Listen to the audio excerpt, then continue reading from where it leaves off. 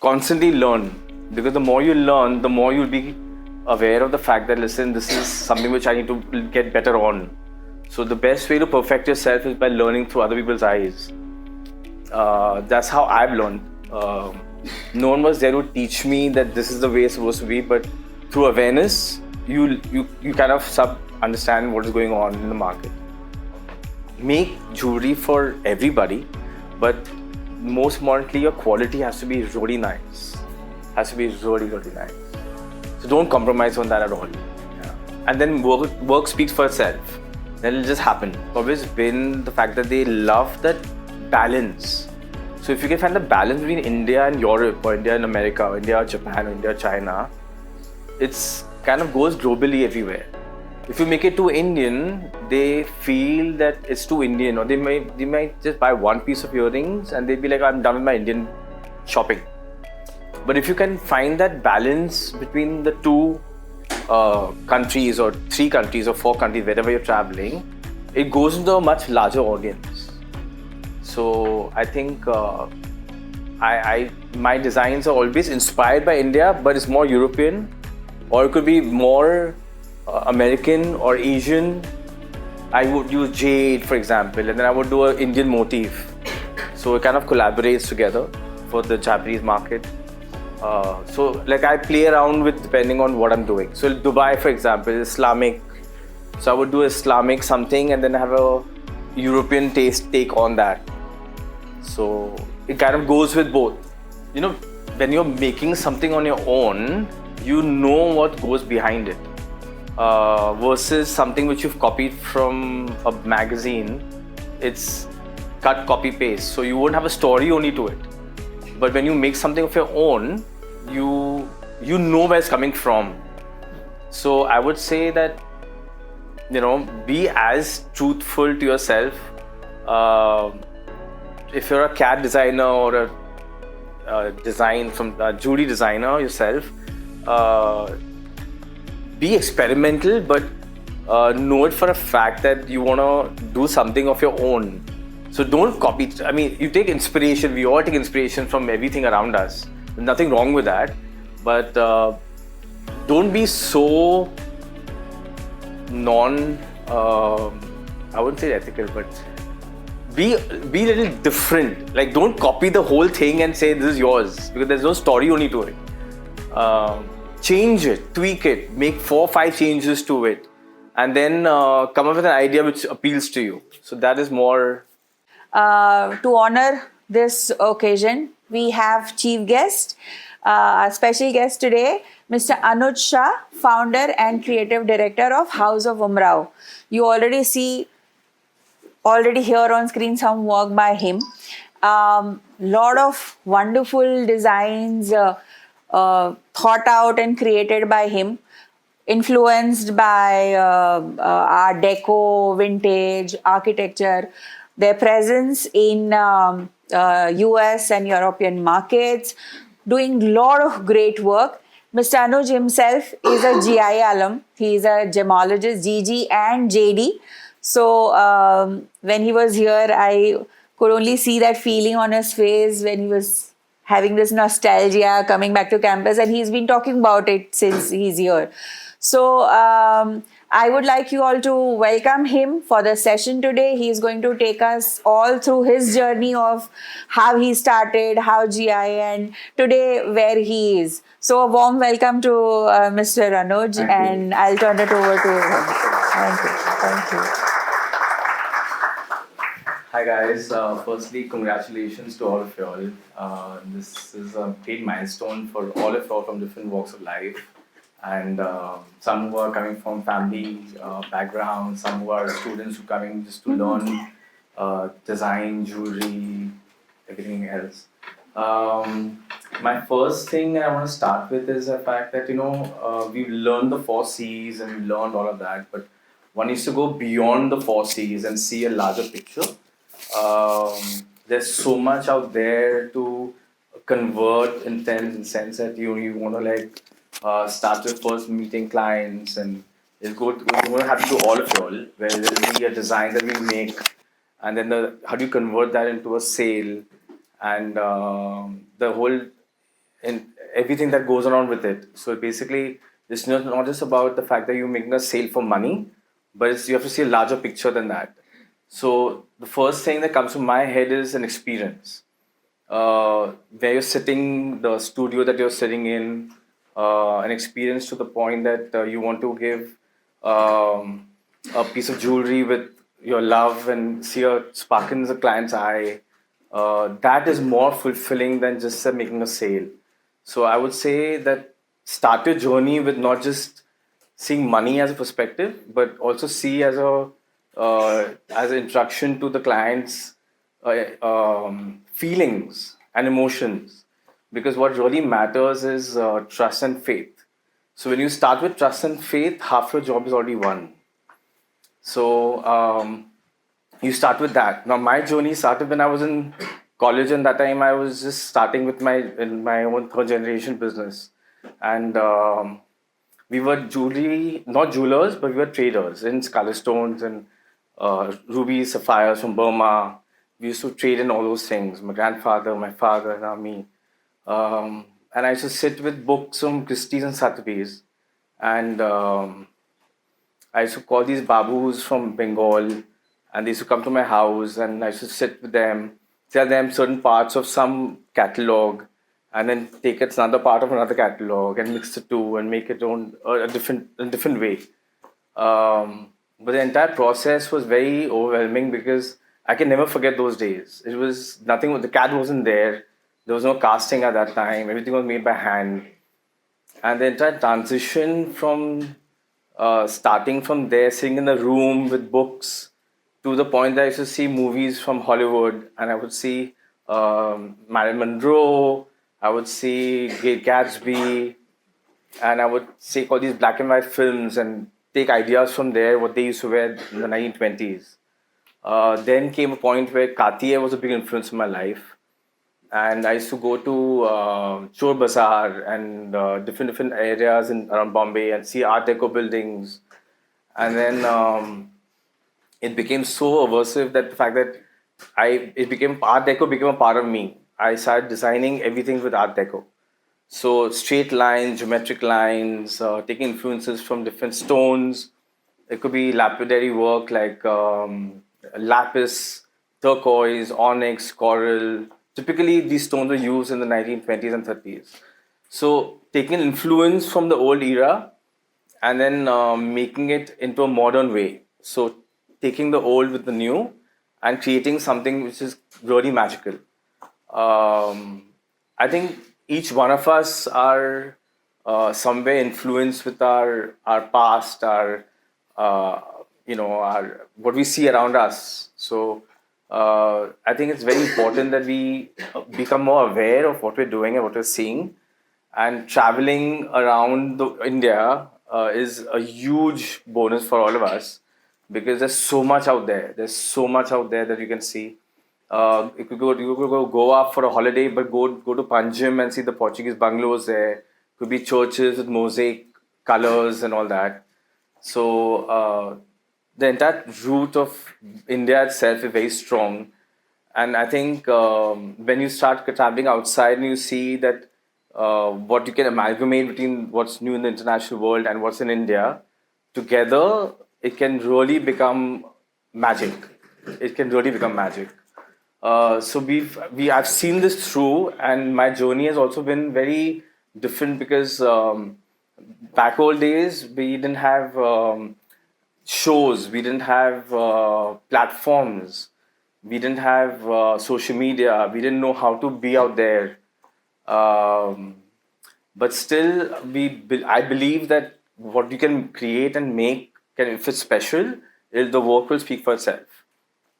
So I started with the fact that I kept trying to get better with work. So my babus started changing. I started educating more and more people. GI, of course, helped me a lot because they opened up my eyes to what jewelry can be perfected at. And then when I traveled abroad, it started from America to Basel to Geneva to Hong Kong, and they opened up my eyes to the point that jewelry can really be beautiful if you really make it well. And India, we never had the supportive system in place. But then after seeing the jewelry that people are making internationally, I realized that we're really lacking in terms of quality control. And then I started hiring more people. I started getting machines from Switzerland, which makes basically microscopes, micropave, but certain systems where certain machines were used to set jewelry in watches. So I've got those machines in India, and now I'm doing this entire process where I've have a team of 20 people work for me, and I design and do CAD with them, and we basically make jewelry which is very different from what you see everywhere else. Now when I stand up and I go to international shows, I feel very confident that there's no one to come and say that look, this is substandard, or India doesn't have it in them. I've heard all these stories from a lot of people from before, but now we are very internationally out there, and I think we can make ourselves proud that we have it in us. So believe in yourselves. Think out of the box. It's going to be not easy because the situation in the world right now with jewelry and diamonds has changed and everything is changing. I would say the world never comes to an end. There's lots of people who want to buy jewelry. There's lots of people who buy diamonds. There'll be a lot of people who come and tell you all that listen, diamond market is really down, lab grown is taken over. Don't feel misjudged. Believe in the fact that it's natural diamonds is natural diamonds at the end of the day, and educate the clients. Always, when they have a question, educate them and tell them, look, what is the plus and minus for that? Like a woman can be wearing a fake bag of Hermes or Louis Vuitton, and similar story goes with lab grown. So, I mean, natural is natural. Education of what you have learned and now educating the clients is very important, and be very, very confident about what you're saying, because it could be 1 minute that you would just say yes, you're agreeing with the client, and the second minute the client might just come and say, listen, you're convincing me that something which is not true. So you can be really confused, because I understand that is what's happening in everybody around us right now. But at the same time, I would say that you've learned whatever you learned in GIA, and now bring it out there to the clients. Tell them what you've learned. You have some great instructors who've taught you all great things. So go back to the customer, the instructor, if you are confused or something about what you're not sure of. GI is always available. So don't feel that what you've learned right now is you know it all, because every day is a new day, and there's new technologies coming in, new trade things that are coming in. So you have to be aware of what's going on in the world. I would say definitely go to trade shows, travel, go to like anywhere that is available. It could be IIGS, it could be Jaipur, it could be Bangalore, wherever it happens, and constantly learn, because the more you learn, the more you'll be aware of the fact that listen, this is something which I need to get better on. So the best way to perfect yourself is by learning through other people's eyes. That's how I've learned. No one was there to teach me that this is the way it's supposed to be, but through awareness, you kind of sub understand what is going on in the market.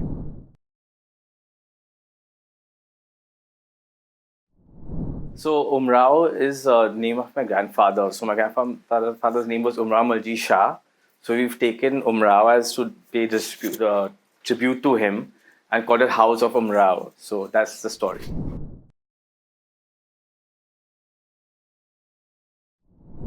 So I thought that I want to break the boundaries. So color stone trading would mean only dealing with traders, and not getting the fulfillment of selling it to a client. Not only in terms of the fact that you're doing B2B, so it's your volumes are much higher, but your margins are much lower. But when you are selling a piece of jewelry, it's a whole different journey. It's like it completes it, versus you selling to a B2B or selling an emerald or ruby. Uh, you might just feel that, okay, I've sold it, I'm fine, but the satisfying and the joy that you feel when you send something to a client is much more fulfilling. So that's what happened with me.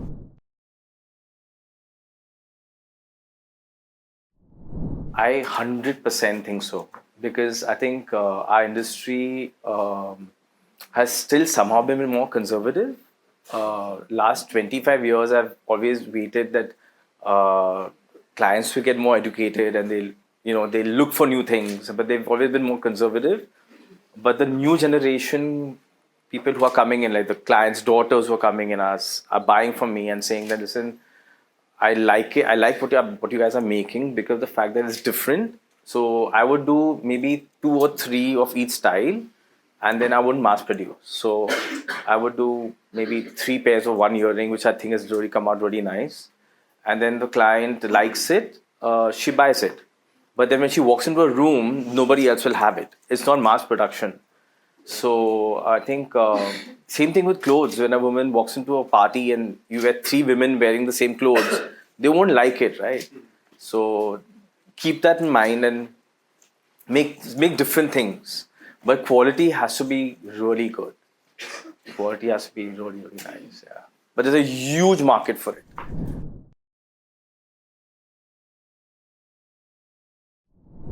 I definitely think so, but then also there's a huge percentage of people. What you're saying is absolutely right, but there's also a luxury clientele who have the wealth, they have the money, but they don't know where to buy from. So they have that budget of 20, 30 lakhs to buy something nice for the daughter, for the daughter-in-law, or whatever, but it's not available. So then they go to their jewelers and they'll go to their own whatever and they buy the same things and on loop. Pret, yeah. So I think it's make jewelry for everybody, but most importantly, your quality has to be really nice. Has to be really, really nice. So don't compromise on that at all. Yeah. And then work speaks for itself. Then it'll just happen.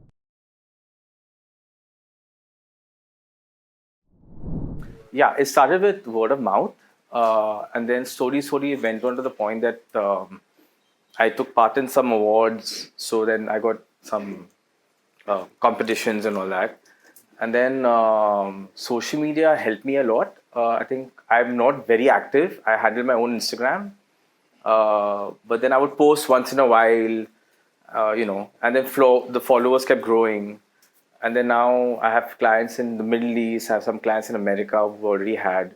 Then they start following and all that. Also, I happen to dress up some stylists, two stylists of celebrities like Michelle Obama and Julia Roberts and Sharon Stone and um, Kim Kardashian, all these celebrities who are there in America. So my stylist would take stuff from me and then dress them up and then wear it. So that helped also with the spreading of the word. So yeah, I was in touch with stylists. Yeah. No, it's available. If you have an office in, like I have an office in New York, so then they contacted different stylists. So in India now, there's so many followers, so many YouTubers, so many stylists in India that if you uh, reach out to them, they will help you. Yeah, they will help you in getting through this entire journey. So it's much more easier now. Back old days, it was much more tougher. You had to really pay and whatever, get through the stylist and then do all that. But now it's much more easier.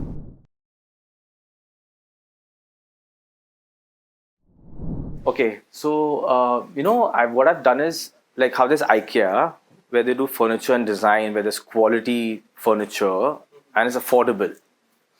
So India doesn't have actually it doesn't have too many people who have quality, great design, and who are affordable.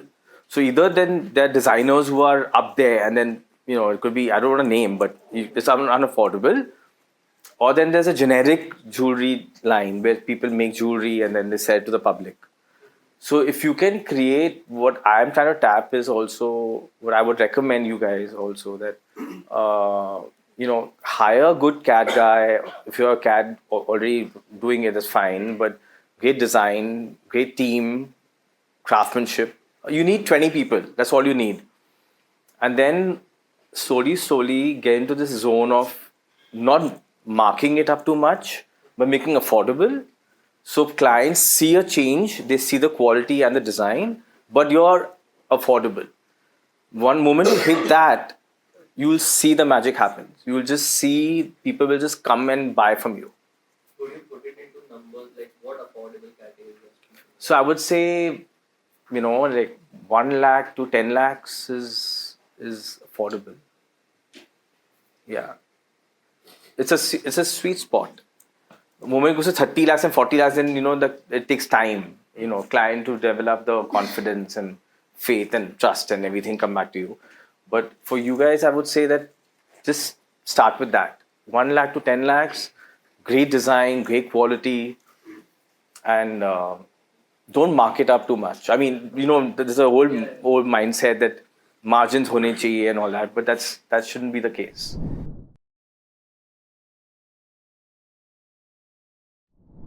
So, I've never taken part in IIGS before, but my cousins, we are in the family chami business. So, my one set of cousins, they are into Chadao. So, you've probably seen that Umrao, yeah. But I do a twist of contemporary modern, so mine is more export. I see. That's to answer one question. And secondly is that I would say design in general is very personal. So either you might like it or you might not like it. So don't go. I would say, it's a very tough situation to be in because when you start making jewelry for clients, thinking what they will wear, you're being hard to the fact that you're not being honest to your work. So there's a very thin line between what a client wants to buy and what you want to make. It has to be both. So I've always believed in that because I feel that if 80% of my work, my designs speak for itself, then it's more easier to convince a client that this is where the idea comes from. So it could be an old pair of Tiffany earrings, it could be an old pair of Cartier pin, it could be a Boucheron or Suzanne Belperon. These are all old masters from Paris, from London, from New York, and everywhere else. They also started like this. They started from small workshops, small stores, and India is so large that there's Tanishq and there's Malabar and there's Kalyan and Punjab, all these stores which are opening left, right, and center, but there's no one who's doing design and hitting a soft spot. So that is something which one should definitely tap.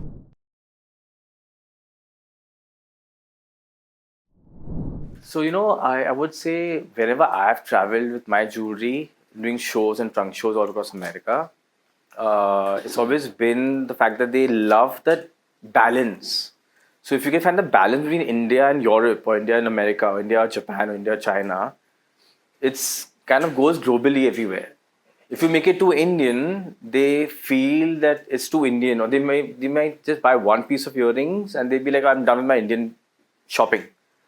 But if you can find that balance between the two countries or 3 countries or 4 countries, wherever you're traveling, it goes into a much larger audience. So I think my designs are always inspired by India, but it's more European, or it could be more American or Asian. I would use jade, for example, and then I would do an Indian motif. So it kind of collaborates together for the Japanese market. So like I play around with depending on what I'm doing. So Dubai, for example, is Islamic.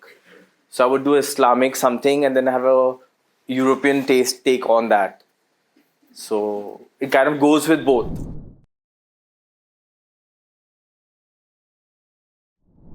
I think it comes from each one. I mean, you might be more adventurous, someone might be more conservative as a designer.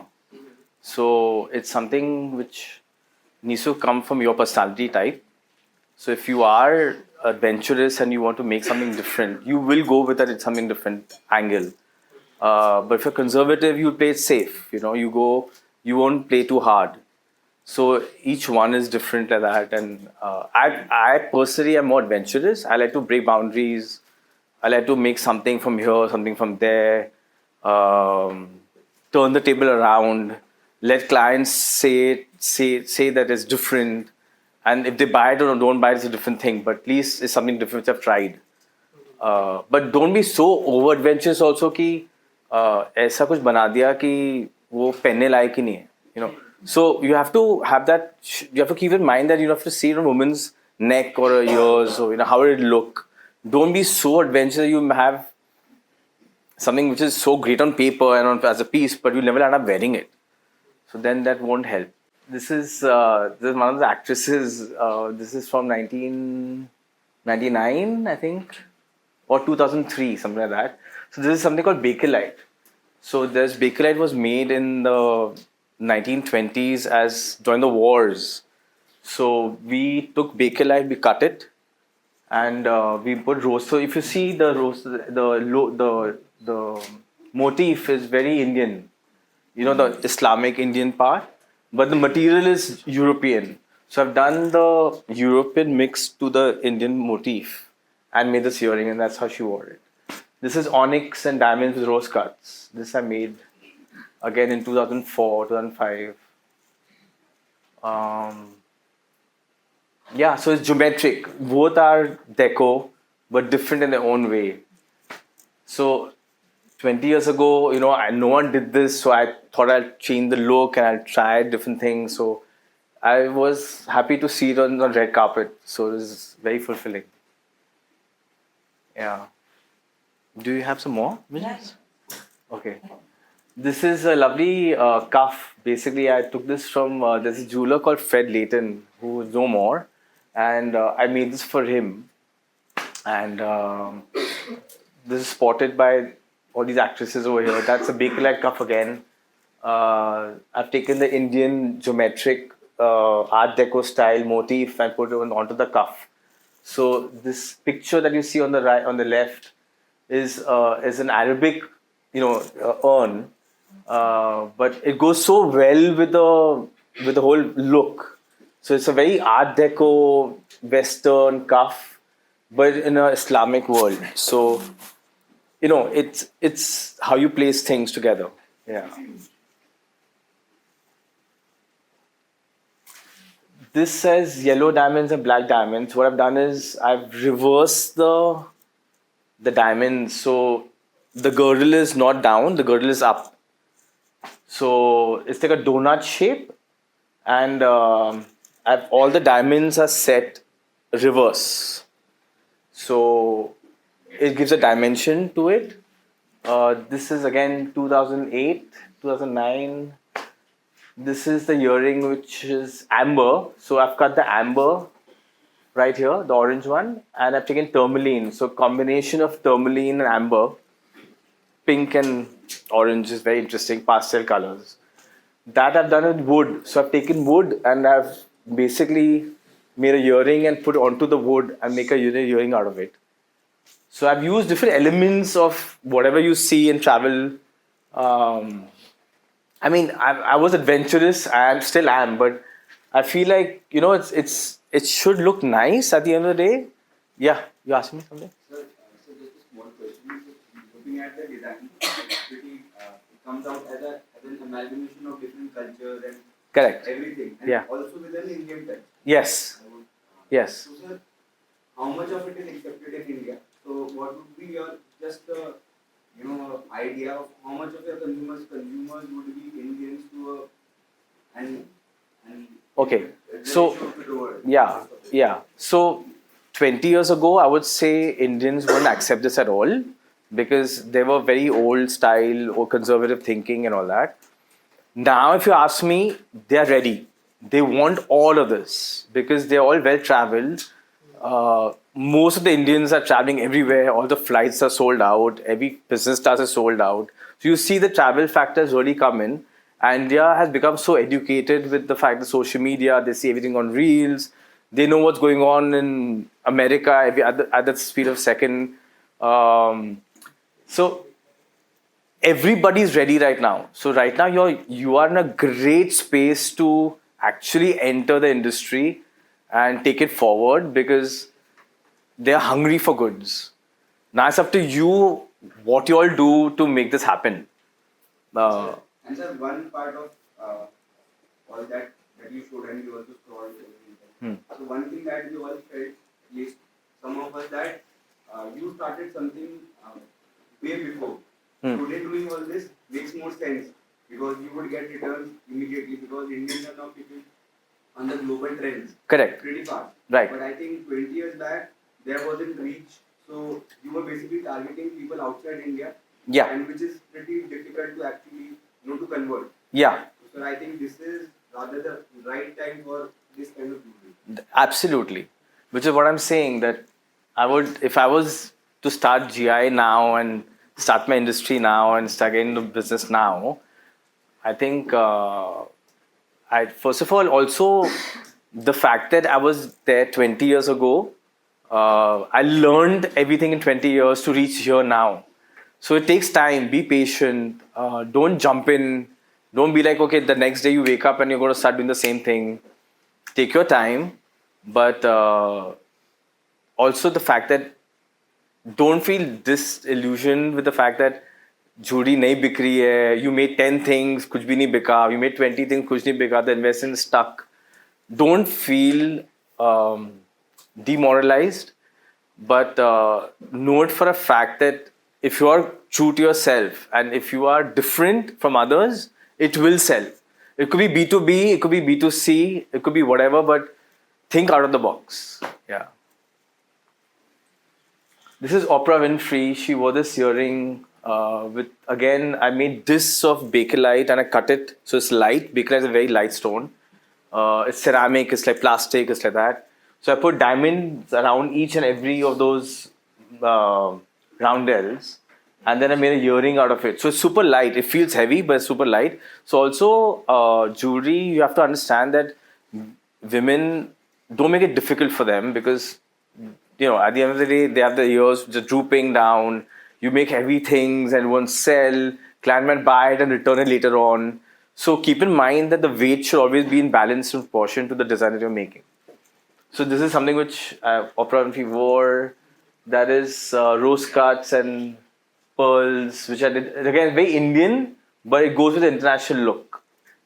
That is with spinel, cabochons and diamonds, like a girandole earring, inspired from Victorian era. Again, goes very internationally. It goes with Indians also. It can go with both. So this is one of my favorite earrings. Basically, it's inspired from when I was traveling for a trek to the Himalayan range, and it's basically this fern and petals. So it's like pine cone kind of vibe. So the pine cone has these layers, right? So we made these layers of that in a C shape, and every petal has a diamond studded inside it. So when you wear it, the diamonds shimmer, and it sits beautifully on the ears. Yeah.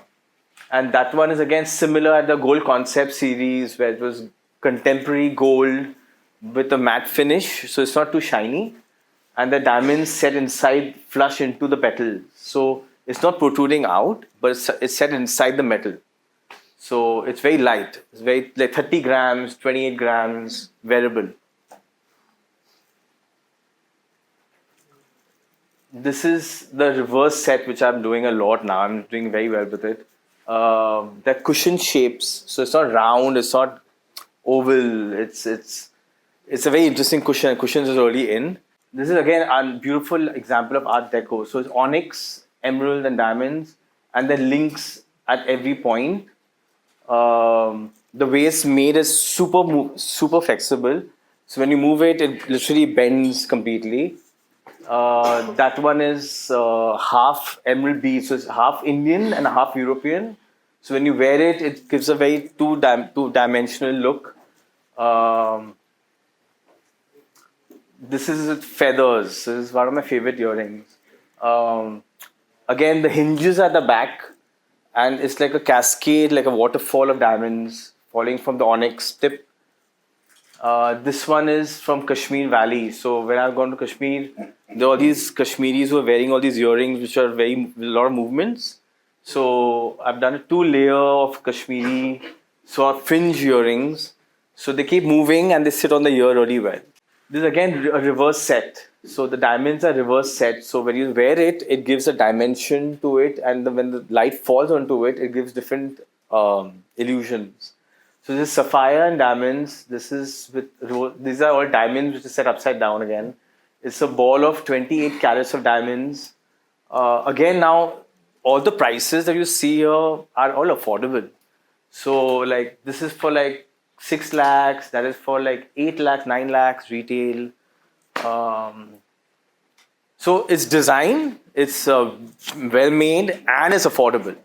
So client will not want to leave your studio. They will buy it only. Yeah, there's no rocket science behind it. Yeah.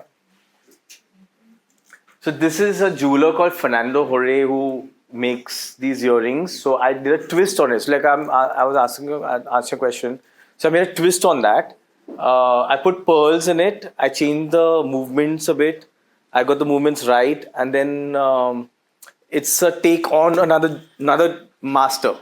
So you can take ideas and inspiration from different jewelers, but change the look. Don't just copy it. Yeah, yeah.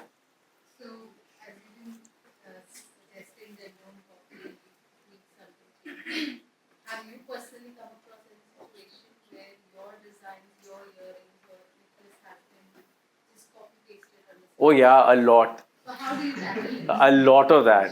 So initially, it used to really bug me, and I used to be like, "Why are they doing that?" To the point that when I went to Hong Kong and I saw one whole booth of costume jewelry with everything that I had made, all on that in costume jewelry, which is $200, something which I sold for $20,000 was available for $300, and it shook me up.